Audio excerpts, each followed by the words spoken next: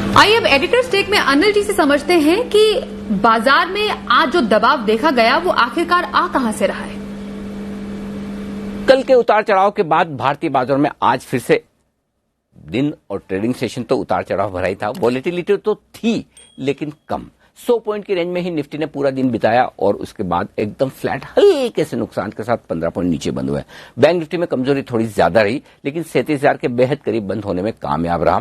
यहां पर थोड़ी सी ट्रेडिंग रेंज बड़ी बनती हुई दिखी लेकिन मिड कैप और स्मॉल कैप शेयरों में एक्शन भरपूर रहा और वो भी तेजी की तरफ का। तो ब्रॉडर मार्केट में एक्शन फिर से लौटता हुआ दिखा है। जो तेजी की खास वजह थी, एक डाउ फ्यूचर्स की मजबूती, दिन भर डाउ फ्यूचर्स अच्छे मजबूत नजर आए, उसका फायदा मिला। दूसरा, एफआईज की तरफ से, घरेलू फंड्स की तरफ से कोई बिकवाली के आंकड़े कल दिखे नहीं। हालांकि कुछ ब्लॉक डील्स भी थी लेकिन फिर भी आंकड़े ठीक थे।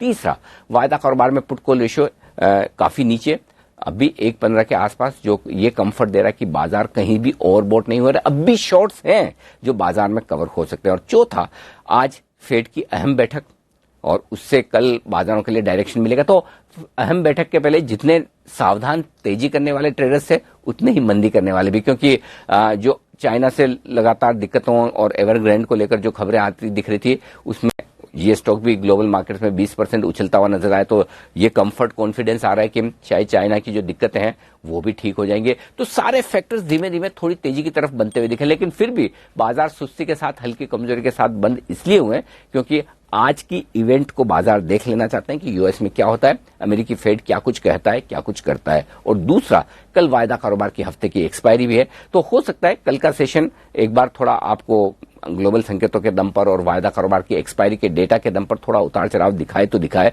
बट एक चीज साफ है, निचले स्तरों पर बाजार में सपोर्ट आता हुआ दिख रहा है। तो कमजोरी हो सकती है, पैनिक नहीं है।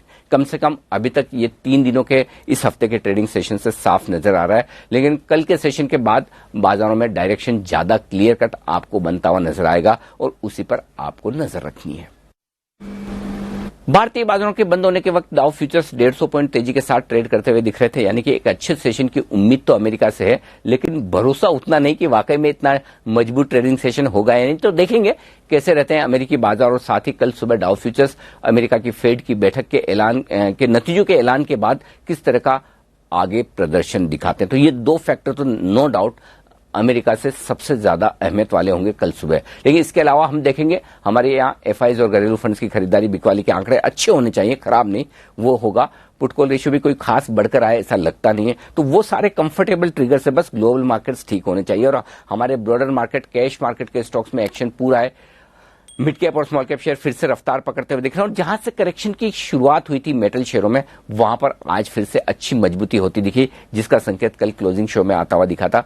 तो ओवरऑल संकेत थोड़े बेहतर तेजी की तरफ आते दिख रहे हैं। ऐसे में 17,350, 17,400 ये मजबूत सपोर्ट का काम करेगा कल निफ्टी पर और ऊपरी स्तरों पर 17,625, 17,700 तक जाने की कोशिश निफ्टी की हो सकती है। बैंक निफ्टी का जहां तक सवाल है, 36,550, 36,750 कल सपोर्ट के तौर पर काम करेगा और ऊपरी स्तरों पर 37,300, 37,400 वो रेंज है जहां पर आपको रुकावट आने की उम्मीद करनी चाहिए। तो ओवरऑल ग्लोबल संकेतों के दम पर और वायदा कारोबार की एक्सपायरी के चलते हो सकता है बाजार में उतार चढ़ाव का सेशन दिखे, लेकिन पूरा डायरेक्शन, अगर बहुत मंदी हो गई अमेरिका में तो फिर हमें कमजोरी कल देखनी होगी और बहुत मजबूती हो गई तो भागेंगे। लेकिन अगर अमेरिकी बाजार सीमित दायरे में रहे तो फिर आपको रेंज और लेवल्स को देखना है और दोनों तरफ के ट्रेड लेने की जो परंपरा पिछले 5-7 दिनों से चल रही है उसी पर फोकस करना है।